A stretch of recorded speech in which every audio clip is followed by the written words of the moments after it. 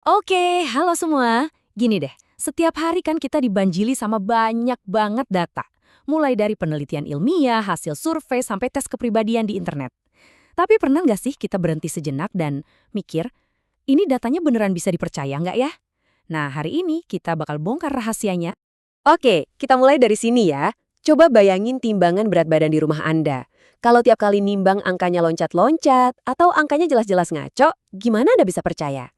Nah, pertanyaan yang persis sama itu berlaku buat semua jenis pengukuran loh, dari penilaian kinerja di kantor sampai diagnosis medis. Nah, buat ngejawab pertanyaan tadi, kita perlu kenalan sama dua pahlawan super di dunia data. Namanya validitas dan reliabilitas. Anggap aja mereka ini standar emas buat nentuin apakah sebuah pengukuran itu layak dipercaya atau cuma omong kosong. Terus apa bedanya? Gampangnya gini, validitas itu soal akurasi. Apakah timbangan Anda beneran nunjukin berat badan Anda yang sebenarnya? Itu validitas. Nah, kalau reliabilitas, itu soal konsistensi. Kalau Anda nimbang badan 3 kali berturut-turut, hasilnya sama nggak? Keduanya ini penting banget.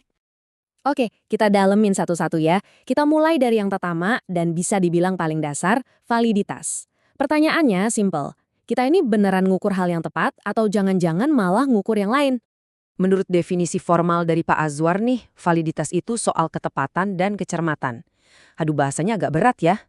Gampangnya gini, apakah tes kecemasan itu beneran ngukur tingkat cemas, bukan malah ngukur tingkat stres secara umum?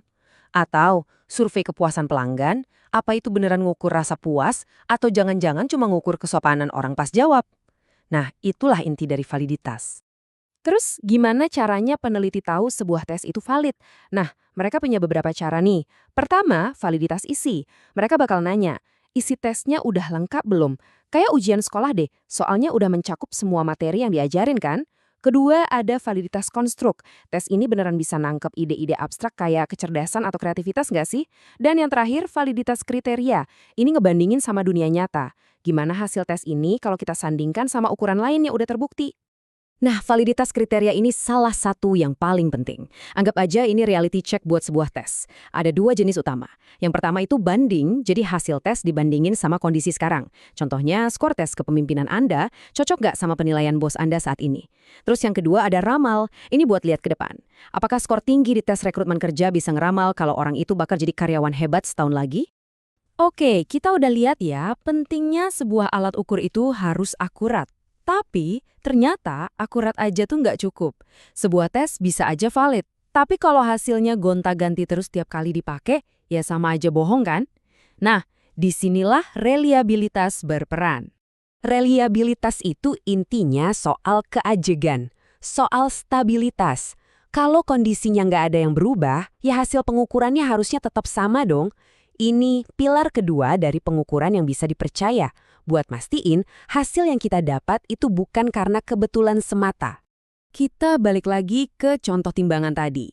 Bisa aja nih rata-rata dari 3 kali nimbang itu ya emang berat badan Anda yang sebenarnya. Jadi secara rata-rata dia valid. Tapi kalau tiap kali naik timbangan angkanya loncat-loncat nggak jelas, Anda kan jadi nggak bisa percaya sama satu hasil pun. Sama kayak ulasan produk online. Kalau ratingnya loncat dari bintang 1 ke bintang 5 terus-terusan, kita jadi ragu kan? Nah, itu masalah reliabilitas. Nah, setelah kita paham konsep akurasi dan konsistensi, pertanyaannya sekarang, gimana sih cara para peneliti mengubah ide-ide yang abstrak ini jadi sesuatu yang bisa diukur, jadi angka gitu? Tenang, jangan panik dulu lihat rumus ini. Kita nggak akan belajar matematika kok. Poin pentingnya adalah, para peneliti itu pakai alat statistik canggih kayak gini buat mengubah data yang rumit jadi satu angka aja. Satu skor simple yang ngasih tahu kita seberapa valid atau reliable sebuah tes. Dan angka tunggal tadi itu gampang banget dibacanya, pakai tabel kayak gini. Peneliti biasanya nyari skor yang tinggi, ya di atas 0,60 atau bahkan di atas 0,80. Kalau skornya segitu, mereka bisa bilang tas mereka punya validitas tinggi atau sangat tinggi. Ini mengubah konsep kepercayaan yang abstrak jadi sesuatu yang nyata dan bisa diukur. Oke, terus kenapa sih kita harus peduli sama ini semua? Ini kan urusan peneliti. Jangan salah, ini ngaruh banget kehidupan kita sehari-hari loh. Dari diagnosis medis yang nentuin obat kita, ulasan produk yang bikin kita jadi beli atau enggak, sampai tes seleksi kerja yang bisa nentuin karir seseorang. Jadi, ini nih kesimpulan utamanya. Pengukuran yang paling bagus itu harus memenuhi 2 syarat. Dia harus valid alias akurat, dan reliable alias konsisten. Nggak bisa cuma salah satu. Tes yang konsisten tapi salah, yaitu namanya menyesatkan secara konsisten. Dan tes yang akurat tapi hasilnya nggak stabil, ya nggak bisa diandelin. Kita butuh dua-duanya. Jadi untuk penutup, lain kali Anda baca berita tentang penelitian terbaru atau lihat klaim berdasarkan data, sekarang Anda punya bekal buat berpikir lebih kritis. Jangan langsung diterima gitu aja. Coba tanyakan, seberapa akurat sih cara ngukurnya? Terus seberapa konsisten hasilnya? Nah, sekarang Anda tahu cara menguji sebuah kepercayaan.